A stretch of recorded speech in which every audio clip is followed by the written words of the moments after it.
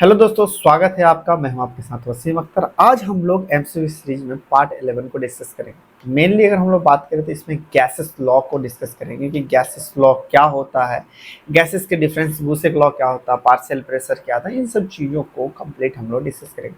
Mainly देखो, ये जो लॉ है, नियम है, इसमें दिया गया है कि अकॉर्डिंग टू सिचुएशन, जैसे कि अगर आप बात कर लीजिए, आप अपने घर वाले के साथ हैं तो कैसे रहते हैं, आप दोस्तों के साथ रहेंगे तो किस तरह से रहते हैं।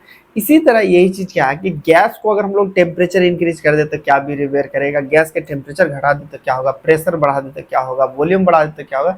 इन सब चीजों से ही पॉसिबल एमसीक्यू को हम लोग डिस्कस करने वाले हैं। तो पहला क्वेश्चन यहाँ पूछा गया है, what is the unit pressure commonly use in gases law. पूछ रहा है कि यूनिट को, जो प्रेशर जो है कॉमनली जो उसका यूनिट यूज करते हैं, मेनली किस में यूज करते हैं। मेनली अगर हम लोग बात करें तो एटमॉस्फेयर, जिसको हम लोग एटीएम के हिसाब से यूज करते हैं। तो गैसेस नियम के सामान्यतः उपयोग किए जाने वाले दाब की इकाई को क्या कहते हैं। दाब की इकाई के बारे में बात करें तो दाब की इकाई को हम लोग वायुमंडल, जिसको हम लोग एटम के नाम से जानते हैं, उसका यूज करते हैं। तो चलिए नेक्स्ट क्वेश्चन देखते हैं। नेक्स्ट क्वेश्चन यहाँ पे पूछा गया है आपका, which of the quantity is measured in mole. पूछ रहा है इनमें से कौन से को हम लोग मेजर कर सकते हैं मोल में। एक बात बताओ, प्रेशर को हम लोग मोल में कर सकते हैं, नहीं कर सकते। वॉल्यूम को कर सकते हैं, नहीं कर सकते। टेम्परेचर तो हम लोग केल्विन में नापते हैं। अगर हम लोग मोल के बारे में बात करें तो मोल को हम लोग जो है, नंबर ऑफ मोल क्या है, एन ही तो बताता, नंबर ऑफ अमाउंट ही तो हमें बताता है। तो राइट आंसर क्या होगा बताना आप लोग। राइट आंसर के बारे में बात करें तो ये हमारे पास डी होगा। हिंदी में क्या कह रहा है, निम्नलिखित में से कौन सा मोल्स जो मापी जाती है, कौन से के बारे में बात करें तो हम लोग बात करें गैस की मात्रा जो है उसको हम लोग मोल्स के नाम से मापी जाती है। चलिए, यहाँ पे पूछा गया according to Boyle's law, if volume of gas is decrease what happen the pressure. इसमें पूछा गया कि अगर बॉयलर्स के लॉ के हिसाब से अगर वॉल्यूम को हम लोग डिक्रीज कर देते हैं, यानी वॉल्यूम को हम लोग उसको कम कर देते तो प्रेशर क्या होगा। यही गुब्बारा वाले इन्होंने एक चीज कहा था एक एग्जांपल पे, जैसे कि गुब्बारा है, अगर गुब्बारा को दबाओगे तो इसका क्या वॉल्यूम कम होगा, तो इसके अंदर की हवा की प्रेशर क्या होगा, ज्यादा होगा। तो इसका मतलब ये चीज है हमारे पास कि वॉल्यूम प्रेशर जो है ये हमारे पास इंक्रीज होगा। हिंदी में कह रहा है कि बॉयलर के नियम के अनुसार यदि गैस का आयतन घटता है तो दबाव में क्या होगा, दबाव में अगर हम लोग बात करें तो वो दबाव हमारा बढ़ता है। ये बॉयलर्स ने कहा था। चलिए, अब नेक्स्ट क्वेश्चन यहाँ पे पूछा गया, बॉयलर्स का जो एक्सप्रेस किससे करते हैं। बॉयलर्स का हम लोग बात करें तो P1 V1 equal to P2 V2 के नाम से जानते हैं। P1 जहाँ इनिशियल वॉल्यूम है, इनिशियल प्रेशर है, V1 इनिशियल वॉल्यूम है, और P2 जहाँ पे यहाँ पे फाइनल प्रेशर है, V2 जहाँ हमारे पास फाइनल वॉल्यूम है। यहाँ पे देखो कहाँ है P1 V1, बताओ जल्दी आप लोग कमेंट में। चलिए, बिल्कुल अगर हम लोग बात करें तो इसका राइट आंसर बी होगा। हिंदी में देखा जाए तो यहाँ पे क्या कह रहा है, बॉयलर्स का नियम किस समीकरण द्वारा व्यक्त करते हैं। किस समीकरण द्वारा व्यक्त करते हैं हम लोग, P1 V1 P2 V2 के द्वारा हम लोग करते हैं। चलिए नेक्स्ट क्वेश्चन पूछ रहा है यहाँ पे, which law explain relations between volume and temperature. देखो, वॉल्यूम और प्रेशर के बारे में बात करते हैं, बॉयलर्स ने दिया था, और वॉल्यूम और टेम्परेचर के बारे में बात करते हैं, ये हमारे चार्ल्स ने दिया था। चार्ल्स ने कहा था कि अगर हम लोग किसी भी हवा को भरा हुआ गैस है, अगर मान लीजिए, तो उसको अगर हम लोग टेम्परेचर देंगे तो वो फैल जाता है, टेम्परेचर कम करेंगे तो वो बड़े कह सकते हैं सिकुड़ जाता है। तो राइट आंसर क्या होगा, चार्ल्स ने यहाँ पे दिया था। हिंदी में पूछा गया यहाँ पे, कौन सा गैस का आयतन और तापमान के बीच के संबंध को समझाता है। तो ये हमारे पास चार्ल्स का जो नियम है इसको समझाता है। चलिए, यहाँ पे क्वेश्चन पूछा गया, इन चार्ल्स लॉ, क्वेश्चन समझो, कह रहे Charles law, if temperature of gas is increase what happen the volume. देखो, अगर हम लोग चार्ल्स के लॉ के हिसाब से टेम्परेचर को हम लोग अगर इंक्रीज करते हैं तो उस कंडीशन में क्या होता है, उस कंडीशन में आपका वॉल्यूम भी इंक्रीज होता है। तो राइट आंसर क्या होगा, आपका सी होगा। चलिए, यहाँ पे हिंदी में देखा जाए तो पूछ रहा है कि चार्ल्स के नियम में यदि कोई गैस का तापमान बढ़ता है तो आयतन में क्या होता है, आयतन में भी आपका बढ़ता है, यानी राइट आंसर आपका सी होगा। चलिए, यहाँ पे क्वेश्चन पूछा गया है, in equation two Charles equation. देखो, पूछ रहा है कि चार्ल्स का कौन सा इक्वेशन है। देखो, चार्ल्स ने ये चीज कहा था कि अगर हम लोग किसी, पहले इसको समझते हैं, इनका लॉ ने ये चीज कहा था, अगर मान लो कि किसी गैस में भरा हुआ गुब्बारा ही है तो उसको अगर हम लोग टेम्परेचर देंगे तो वो इंक्रीज होगा उसका आयतन, अगर वो उसका टेम्परेचर घटाएंगे तो आयतन उसका घटा हुआ। उन्होंने ये हुआ था V1 T1 V2 T2 इन्होंने दिया था। राइट आंसर क्या होगा? सी होगा। पूछ रहा है चार्ल्स के नियम का समीकरण के बारे में बात करें तो राइट आंसर इसका आपके पास सी होगा। चलिए देखते हैं। यहाँ पे क्वेश्चन पूछा गया what does absolute temperature refer to. पूछ रहा है कि टेम्परेचर एब्सोल्यूट का मतलब क्या है। एब्सोल्यूट टेम्परेचर के बारे में बात करें तो वो टेम्परेचर जहां से हम लोग स्टार्टिंग पॉइंट करते हैं यानी जीरो से करते हैं। तो यहाँ पे देखो पहला क्या कह रहा है कि देखो कहाँ से the temperature at all molecular motion stop, मतलब कि वैसा टेम्परेचर लेते हैं जहाँ पे हर मोलिकुल रुका रहता है, या ऐसा टेम्परेचर जहाँ पे वाटर बॉयल होता है, या ऐसा टेम्परेचर जहाँ पे गैस जो है हमारे पास लिक्विड में कंप्रेस होता है, या ऐसा टेम्परेचर जहाँ पे प्रेशर हमारे पास कांस्टेंट रहता है। अगर हम लोग बात करें एब्सोल्यूट टेम्परेचर के तो ऐसा टेम्परेचर जहाँ पे आपको सारा मोशन रुका रहता है। यहाँ पे जैसे कि यहाँ पे देखा जाए तो 0 डिग्री सेल्सियस से हम लोग स्टार्ट करते हैं। इसको केल्विन से मेनली नापते हैं तो केल्विन 0 डिग्री सेल्सियस को हम लोग केल्विन में बात करें तो 273 हम लोग इसमें ऐड कर देते हैं। पूछा जा रहा है कि पूर्ण तापमान किससे संबंधित है। जहां तापमान की सभी अणु जो है रुक जाती है वहां से हम लोग इसको करते हैं।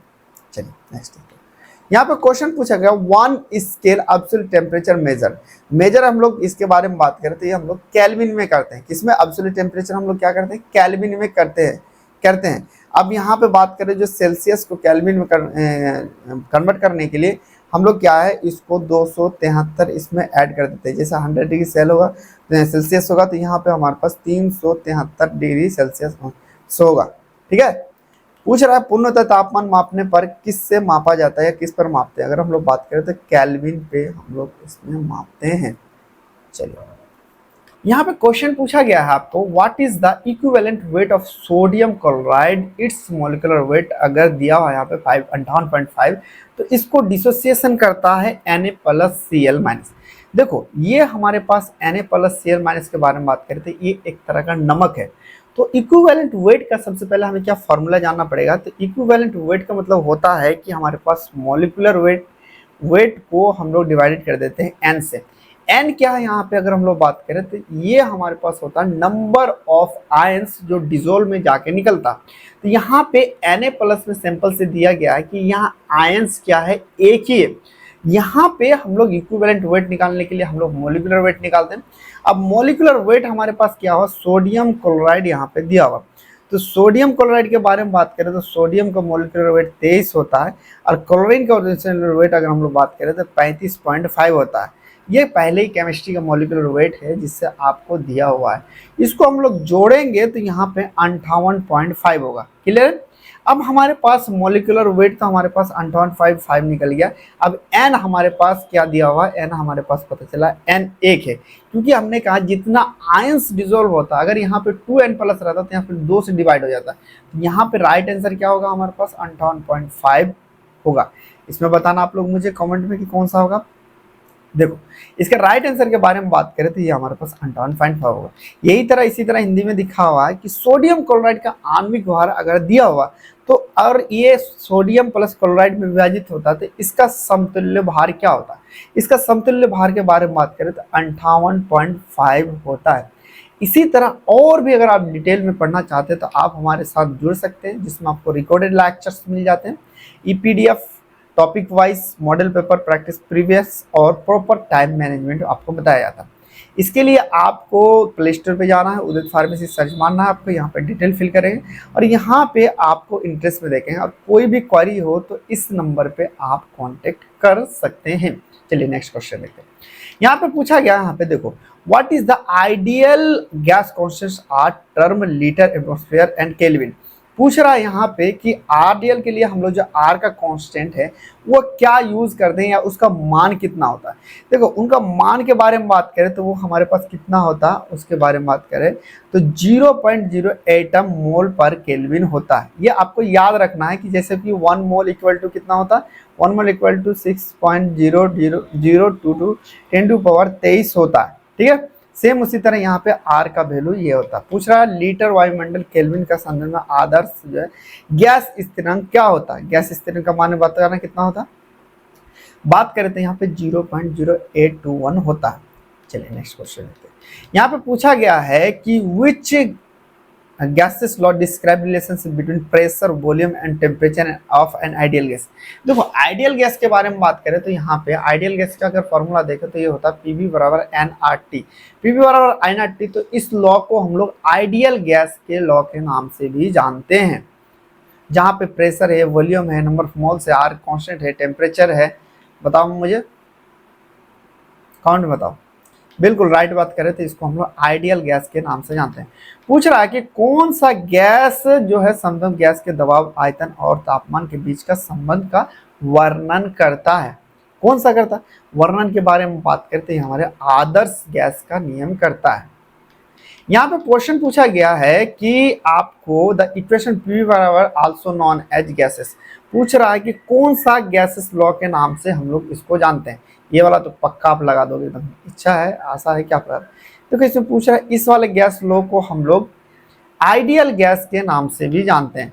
पूछ रहा है समीकरण पी बराबर एनएटी को किस गैस के कानून के रूप से जाना जाता है, तो इसको हम लोग आदर्श गैस के नियम से जाना जाता है।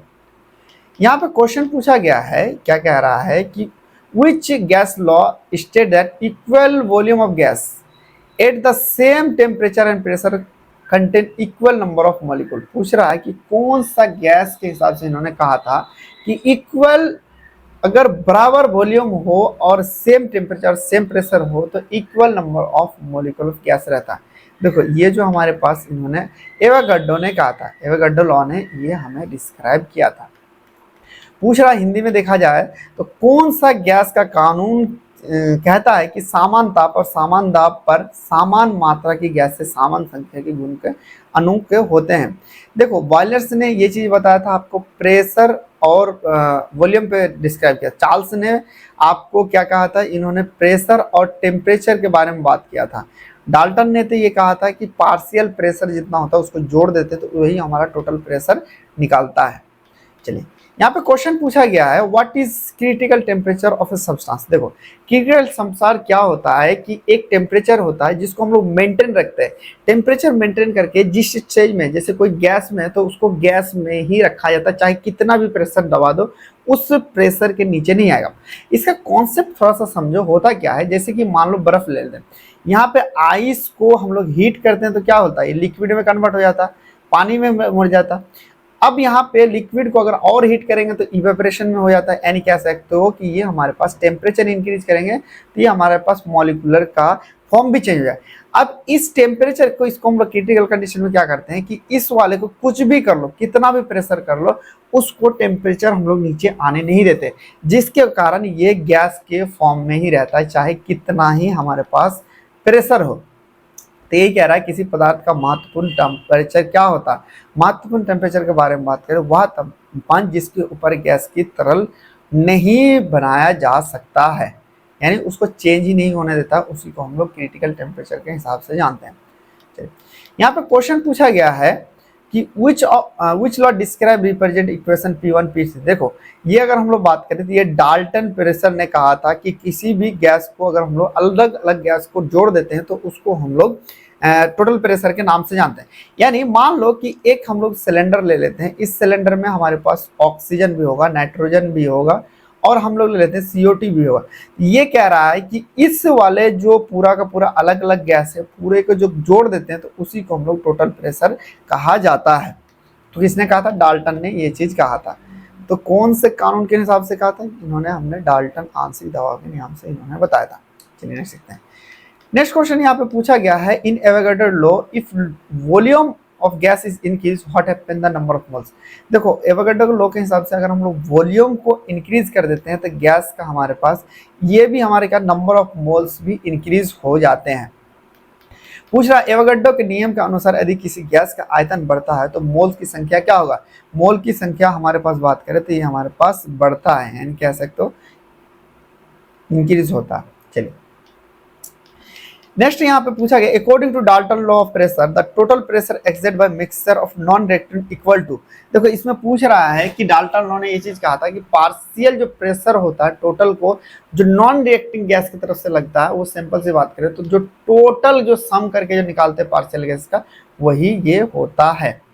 हिंदी में देखा जाए तो डाल्टन के आंशिक जो दबाव के नियम के अनुसार जो गैर प्रतिक्रिया मिश्रण द्वारा लगाया गया कुल द्रव निम्न द्रव के बराबर होता है। किसके बराबर होता है?